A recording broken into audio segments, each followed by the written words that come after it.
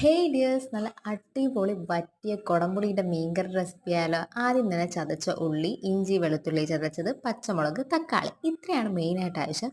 ചട്ടി ചൂടായതിനു ശേഷം കുറച്ച് എണ്ണ ആഡ് ചെയ്ത് ചൂടാകുമ്പോഴത്തേക്ക് കടുക്, ഉലുവ, കറിവേപ്പില ഇത്രയും ഇട്ടതിന് ശേഷം നമ്മളിത് ചതച്ച് വെച്ചേക്കുന്ന ഉള്ളി, പച്ചമുളക്, ഇഞ്ചി വെളുത്തുള്ളി ഇതും കൂടി ഇട്ടതിന് ശേഷം നല്ലതുപോലെ വഴറ്റിയതിന് ശേഷം തക്കാളി ആഡ് ചെയ്ത് അതും വഴണ്ട് വരുമ്പോൾ നമുക്ക് പൊടികളായിട്ട് മഞ്ഞൾപ്പൊടി, മുളക് പൊടി, മല്ലിപ്പൊടി, കുറച്ച് ഉപ്പ് ഇത്രയും കൂടി ഇട്ടതിന് ശേഷം നല്ലതുപോലെ വഴറ്റിയെടുത്തതിന് ശേഷം നമ്മൾ ചൂടുവെള്ളത്തിൽ കുടംപുളി സോക്ക് ചെയ്ത് വെച്ചിരുന്ന അതും ആഡ് ചെയ്ത് ഉപ്പ് ആവശ്യത്തിനും കൂടി ഇട്ടതിന് ശേഷം കുറച്ച് വെള്ളം കൂടി വെച്ചിട്ട് നമ്മളിത് അടച്ച് വെച്ചിട്ടുണ്ട്.